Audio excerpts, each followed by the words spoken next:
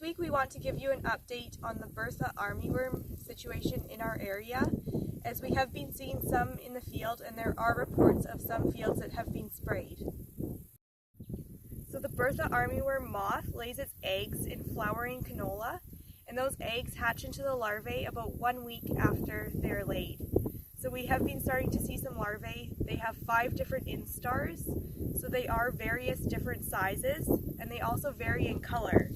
But you can see here, ones that we found, this is a fairly green one, and when you touch it, it should roll up into a ball. So that's one of the ways to determine if it's a Bertha armyworm. They also have a stripe on the side of them, and they can vary in color as mentioned, and when they turn bigger they can be velvety and darker, but we'll insert some different pictures. So typically you will see feeding on the leaves first. So when you're going to make a spray decision, you want to determine if they're feeding on the pods or feeding on the leaves. And it also depends on what time of day that you go scout, as the smaller larvae will feed more during the night. And when the sun comes out and it gets warm, they'll bury under the trash on the ground.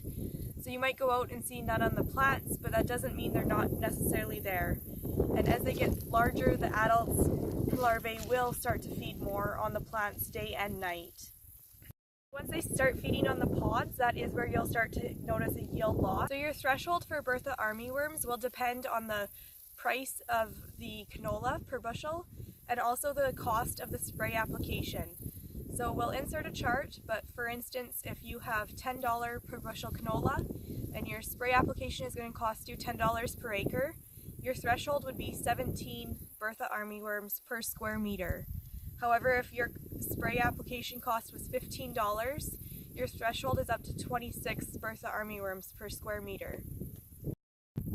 So you're going to want to choose an appropriate scouting method depending on which pest that you're scouting for. So if we're scouting for diamondback moths, kind of the recommended practice is to take a handful of plants, go back to your pickup truck hood and bang them out on the hood and then count how many there are. But when we're scouting for Berthas, we want to be looking down in that trash and on the whole ground cover for them because they could be buried down in there. So what we like to do is choose the area where you're going to scout and then give those plants a good shake so that if there are some that are up in the canopy, they'll fall down on the ground and you'll be able to include them in your count. And of course we want to be making sure that we're getting a good representation of our whole field. So be sure to choose multiple spots in the field, especially with the Bertha armyworms. They're prone to be very high populations in small portions of the field, so you might have hot spots throughout the field.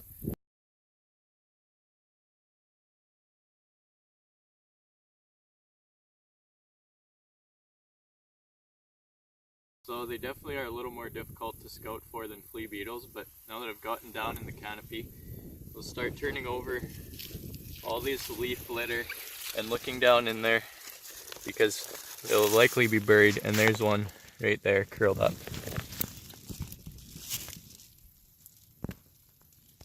So our thresholds are based on how many we're finding in a square meter.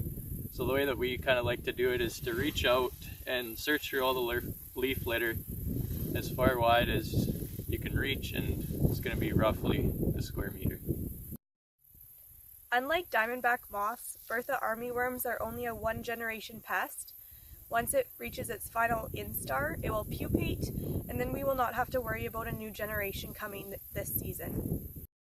So we're out here in the field of 7005 corn. So as we mentioned last time, when pollination is complete, the silks will turn brown. So you can see here, these silks are all browned off. Pollination is now done, and we're in the late blister stage on this cob. So everywhere where it is a little blister popped up here, that has a potential to continue to develop into a full kernel, and we can assess how well the cob was pollinated. So here we can see there's a couple misses for whatever reason, but overall we've had good pollination success on this cob.